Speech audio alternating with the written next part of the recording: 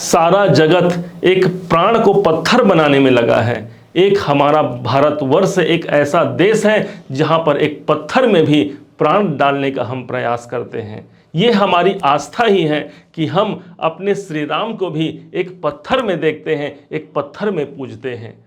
माना जाए तो भगवान श्री राम तो हर किसी एक प्राण में समाहित है, अर्थात हर जीव में श्री राम समाया है। और उसे क्या प्राण प्रतिष्ठा की आवश्यकता है? कदापि नहीं। लेकिन माना जाता है एक होता है मूर्त और एक होती है मूर्ति।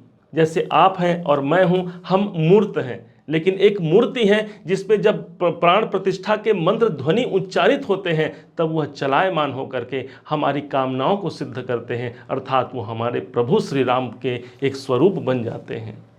आज हम समझने का प्रयास करते हैं कि 22 जनवरी सन 2024 का जो मुहूर्त निकला हुआ है, श्री राम के प्राण प्रतिष्ठा का जो मुहूर्त है अयोध्या में, क्या ये मुहूर्त हमारे लिए, हमारे श्री राम के लिए कितना महत्वपूर्ण है और हमारे जीवन में अर्थात हमारे 12 के 12 राशियों पर इसका क्या पॉजिटिव प्रभाव पड़ेगा, आज इसे ही जानने और समझने के लिए आप और हम यहाँ पर एकत्रित हुए हैं। ध्यान दीजिएगा, 22 जनवरी सन 2024 का वो दिन होगा जिस दिन ठीक 12:29:08 से लेकर के 12:30:32 तक का वो मुहूर्त होगा, वो समय होगा जब 84 मिनट का मात्र सेकंड का वो समय होगा, जिस 84 सेकंड में ही भगवान श्री राम लला के कानों पर मंत्र उच्चारित होंगे और वहाँ पर एक मूर्ति भगवान का स्वरूप धारण कर लेगा। इसका प्रभाव पिछले 7 दिनों से अनुष्ठान होंगे। श्री राम रक्षा स्तोत्र, विष्णु सहस्त्र नाम का पाठ और न जाने कितने वैदिक मंत्रों के उच्चारण के द्वारा श्री राम की प्राण प्रतिष्ठा की जाएगी। 121 ब्राह्मणों के द्वारा इस प्राण प्रतिष्ठा को संचालित किया जाएगा। अब चूंकि हम एक ज्योतिषी हैं, इसे एक ज्योतिषी नजरिए से देखते हैं, क्या यह प्राण प्रतिष्ठा का मुहूर्त सही है और क्या इसका प्रभाव हमारे जीवन पर पड़ेगा, इस पर हम विश्लेषण देने जा रहे हैं। ध्यान रखिएगा, लग्न होगा उस समय पर जो 84 सेकंड का समय होगा, इसके पहले ही 11:12 से मेष लग्न प्रारंभ हो जाएगा। इस हिसाब से देखा जाए तो ये जो मुहूर्त निकला है ये मेष लग्न का मुहूर्त निकला हुआ है। वैसे तो ध्यान रखिए कि मेष लग्न को प्राण प्रतिष्ठा के लिए बहुत उपयोगी नहीं माना गया, क्योंकि चर लग्न माना गया है। इसके लिए प्राण प्रतिष्ठा के लिए स्थिर लग्न सर्वाधिक महत्वपूर्ण होता है, परंतु हमारे परम पूजनीय गणेश्वर शास्त्री और उनके पूरे के पूरे ज्योतिष मंडलियों ने कोई ऐसे ही यह मुहूर्त नहीं निकाला होगा। यदि यहाँ पर लग्न में कुछ कमी थी तो उसे उन्होंने पूरा कर लिया नवमास चक्र में। नवमास कुंडली जब उन्होंने बनाई तो वृश्चिक लग्न की कुंडली बनाई, अर्थात वहां पर हमें स्थिर लग्न जरूर प्राप्त हो गया और इस कारण से ये मुहूर्त सर्वश्रेष्ठ मुहूर्त बनकर के हमारे जीवन को, हमारे श्री राम लला के प्रति जो आस्था है इसको परिभाषित करता है यह मुहूर्त। अब क्या होगा इसका सारे हमारे भारत देश पर, सारे के सारे लोगों पर इस पर चर्चा होगी। उसके बाद हम बात करेंगे आपकी अपनी राशि पर क्या इसका पॉजिटिव इफेक्ट पड़ेगा अथवा कहां आपको आपके जीवन पर शुभ परिणाम प्राप्त होने की संभावना 100% बैठेगी। मेष लग्न है, लग्न के ऊपर ही देवगुरु बृहस्पति यहां पर प्रभावी रहेंगे। माना जाता है कि एक अकेला गुरु यदि लग्न पर समाहित हो जाए तो लाखों दोषों को यह दूर करता है। जिस दिन प्राण प्रतिष्ठा का यह शुभ संयोग होगा उस दिन देवगुरु बृहस्पति लग्न पर होंगे, अर्थात लाखों दोषों को ये दूर करेंगे। भारतवर्ष के लिए एक भाग्य की जागृति का समय होगा। यही नहीं, देवगुरु बृहस्पति जब लग्न पर समाहित होंगे, इनकी जो 5वीं दृष्टि होगी वो सीधे पंचम भाव पर पड़ेगी। पंचम भाव पर पड़ना अर्थात इस समय पर ज्ञान की वृद्धि सारे जगत में प्राप्त होगी। इनकी जो 9वीं दृष्टि है वो सीधे पड़ रही है 9वें भाव पर, अर्थात भाग्य की जागृति से इससे अच्छा संयोग नहीं हो सकता। देवगुरु बृहस्पति स्वयं भाग्य के कारक माने गए हैं और इनकी दृष्टि जब भाग्य भाव पर पड़ती है, भाग्य की विडंबना यदि कितने भी बुरी पड़ी हुई हमारे भारत पर, ये जागृति प्रदान कर जाएगा। ऐसा यह शुभ संयोग है। माना जाता है कि गुरुदेव की जब दृष्टि पड़ती है 9वें भाव पर, बाकी बाहरी देशों से भी हमें अच्छे संबंध हमारे बनते हैं। बाकी दूसरे जो देश हैं उनके द्वारा हमें बहुत कुछ प्राप्तियां होती हैं, हमारे व्यापारिक संबंध भी वहां पर अच्छी स्थिति को प्राप्त करते हैं। यही नहीं, ठीक धन भाव पर चंद्रमा सुशोभित हो रहे हैं, जो कि परम उच्च के माने गए हैं। 2 नंबर पर चंद्रमा है जो कि उच्च राशि पर विद्यमान है, अर्थात आर्थिक दृष्टिकोण से भारत को एक परिपक्व स्थिति प्राप्त होगी।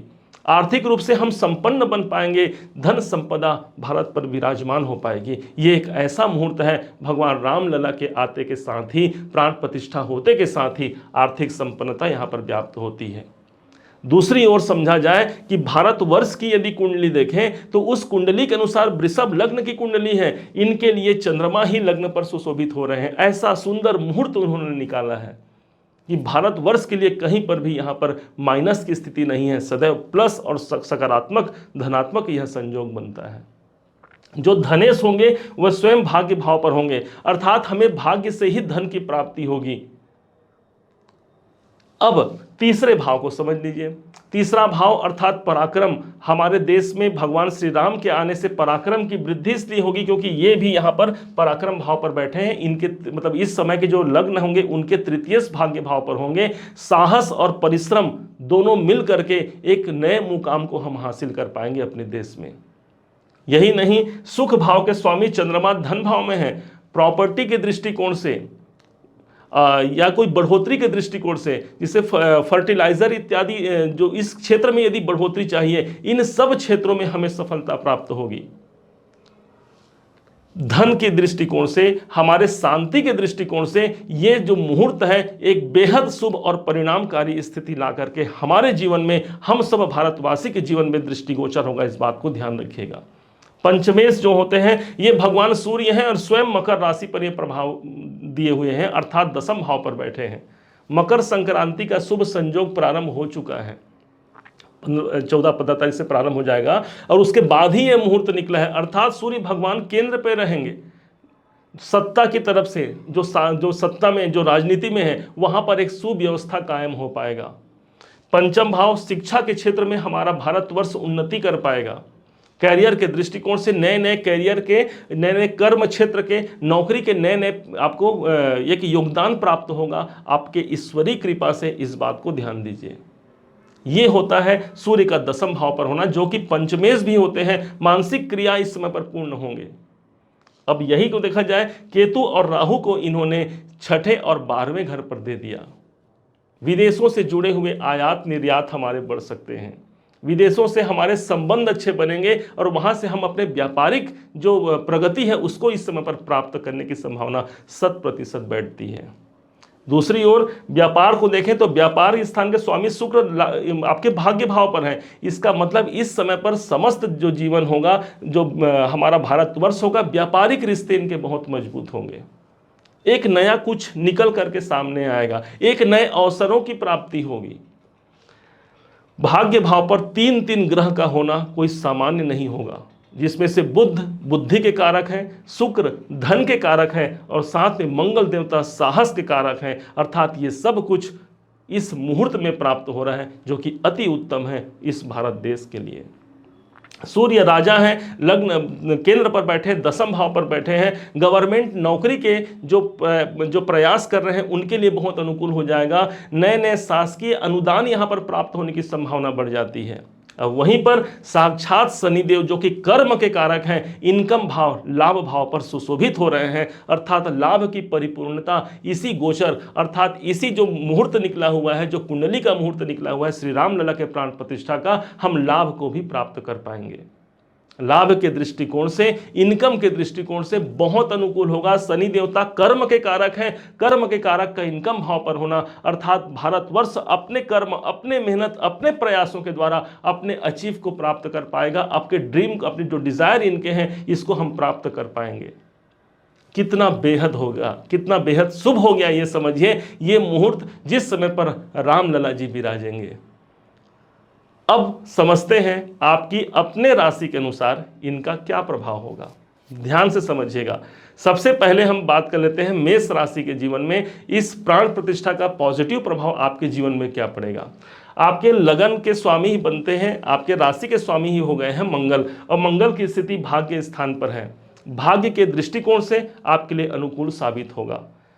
उच्च अधिकारियों का आपको सपोर्ट मिलेगा, ईश्वरीय कृपा मिलेगी। नवम भाव ईश्वरीय कृपा का है और यहाँ पर कुछ ऐसे रिश्ते बन सकते हैं जिन रिश्तों के द्वारा मेरी भाग्य की जागृति हो सकती है। ये विशेष आपके लिए सफलता कारक और शुभ प्रगति कारक होगा मेष राशि के लिए। वृषभ राशि के जीवन में धन भाव पर चंद्रमा विराजमान है। आर्थिक प्रगति प्राप्त करेंगे वृषभ राशि के जन जो हैं। अपने कौटुंबिक जीवन में यदि त्रस्त हैं, कोई परेशानी यदि कुटुंब में चल रहा है, परिवार में चल रहा है, वहां पर एक शुभ वातावरण आपको निकल के आ सकता है। यहीं पर इनके मिथुन राशि की बात करें तो मिथुन राशि के जीवन में भाग्य की संचार बढ़ जाएगी, भाग्य की उन्नति बढ़ने की संभावना बनती है। उच्च अधिकारियों का सपोर्ट मिलेगा, एजुकेशन शिक्षा से आपको लाभ मिलेगा। आप अपने परिश्रम के द्वारा, अपने प्रयासों के द्वारा आप भाग्य को उन्नति प्रदान करा सकते हैं। दूसरी तरफ कर्क राशि को समझते हैं तो कर्क राशि के स्वामी ही उच्च के बैठे हैं, अर्थात आर्थिक परिपूर्णता और साथ ही साथ प्रॉपर्टी के शुभ संयोग इस समय पर आपको देखने को मिलेंगे। भगवान श्री राम लला के इस प्राण प्रतिष्ठा के दौरान जो आपको शुभ अवसर मिलेगा, आपके प्रॉपर्टी में वृद्धि और मानसिक शांति, साथ ही साथ कोई आर्थिक प्रगति भी इस समय पर आपके जीवन पर हो सकता है। सिंह राशि के जीवन में सूर्य इनके स्वयं के स्वामी होते हैं और सूर्य बैठे हैं केंद्र में, अर्थात सिंह राशि के जीवन में उनके सूर्य अर्थात इस मुहूर्त के द्वारा कैरियर में वृद्धि होगी। एक नई ऊंचाई को आप प्राप्त कर पाएंगे, एक नए अवसर आपको प्राप्त हो पाएंगे। गवर्नमेंट से जुड़े हुए कोई कार्य है, कोई नौकरी सत्ता इत्यादि प्राप्त करना चाहते हैं, ये आपके लिए अनुकूल हो जाएगा। दूसरी तरफ से कन्या राशि के जीवन में देखते हैं, यहां पर स्वयं केतुदेव विद्यमान है, एक आध्यात्मिक शक्ति जागृत होगी। और यही नहीं, 7वें घर पर राहु बैठे हैं, अर्थात व्यापार कर्म क्षेत्र में कोई बड़े परिवर्तन का संयोग आपके जीवन पर बन सकता है। तुला राशि के जीवन को समझते हैं। तुला राशि के लिए ये जो समय होगा, ये इनके भाग्योन्नति कारक समय होगा। पिता से लाभ मिल सकता है, ईश्वरीय कृपा इस समय पर मिल सकती है। हमारी जो आस्था हमारे श्री राम के ऊपर है या हमारे इष्ट देवता के ऊपर है या गुरु देवता के ऊपर है, उन आस्थाओं का परिणाम हमें प्राप्त होगा। सीधे आपके भाग्य भाव को यहां पर सुशोभित कर रहे हैं। वृश्चिक राशि के जीवन में भी भाग्य का संचार सबसे अच्छा रहेगा। आर्थिक दृष्टिकोण से भी अच्छा होगा, क्योंकि अर्थ भाव पर आपके जो राशि के स्वामी मंगल बैठे रहेंगे इस समय पर, अर्थात धन से संबंधी कोई काम, कोई पारिवारिक संबंधी कोई मांगलिक कार्य आप करना चाहते हैं, भगवान श्री राम का आशीर्वाद है आपके ऊपर, इस बात को ध्यान रखिएगा। धनु राशि के जीवन में तो भाई 3 ग्रह एक संग बैठे हुए हैं इस समय पर, जिस समय पर यह भगवान श्री राम लला की यह प्राण प्रतिष्ठा होगी। भाग्य का संचार ही क्या करना, ईश्वरीय कृपा मिलेगी, गुरुदेव की कृपा मिल सकती है। याद रखिएगा, भाग्य का जब साथ मिलता है तो वो सब कार्य बन सकते हैं जो कार्य हमने किया भी नहीं, उन कार्यों का प्रतिफल भी हमें प्राप्त हो सकता है। जो कार्य हमने अपनी निष्ठा से किया है उस कार्य में भी हमें सजगता प्राप्त होगी। ये आपके लिए निकल करके सामने आएगा धनु राशि के लिए। मकर राशि के लिए समझते हैं तो मकर राशि के जीवन में सूर्य स्वयं लग्न पर ही विराजमान होंगे, अपने राशि पर ही सूर्य होंगे। एक राजा के प्रकार आप अपनी अनुभूति को प्राप्त कर सकते हैं। कोई पुराना रोग, ऋण, शत्रु से संबंधित कोई काम चल रहा है, कोई हमारे स्वास्थ्य संबंधित कोई बाधाएं हैं, भगवान श्री राम की कृपा से यहाँ पर दूर होने की संभावना बनती है। गवर्नमेंट से जुड़ा हुआ कोई काम यदि अटका हुआ है, वहाँ पर बनने की संभावना बन जाती है। एक नए नेम फेम की प्राप्ति हो सकती है। सूर्य ही आपकी राशि पर समाहित होंगे इस टाइम पर। शनि देवता ठीक आपके इनकम भाव को प्रभावित करेंगे। कुंभ राशि के लाभ के दृष्टिकोण से बेहद अनुकूल समय, आयु के दृष्टिकोण से बहुत अनुकूल समय। कोई इच्छाएं हैं, कोई आपकी कामनाएं हैं, वो कामना आपकी पूर्ण हो सकती हैं। इस समय पर कोई सामाजिक दायरे से जुड़ा हुआ आप काम करेंगे जहां पर आपको सफलता प्राप्त होगी। और जो मीन राशि के जो जातक हैं, जो भाई बहनें हैं, उनके लिए एक परिवर्तनकारी समय होगा, क्योंकि राहु स्वयं मीन राशि पर ही विराजमान है। एक परिवर्तन हो सकता है जीवन में और सुखद परिवर्तन होगा। आज जो स्थिति हमारी चल रही है उससे बेहतर स्थिति निकाल पाने के लिए राहु देवता ने आपके ठीक राशि को ही चुना है। इस अवधि पर, इस समय पर इस बात को मत भूलिएगा। स्वयं जो राशि के स्वामी देवगुरु बृहस्पति हैं वो लग्न पर समाहित हैं। इसका मतलब आर्थिक दृष्टिकोण से भी, धन प्राप्ति के दृष्टिकोण से आपके लिए अच्छा ही हो गया। भगवान श्री राम तो सब के हैं भाई।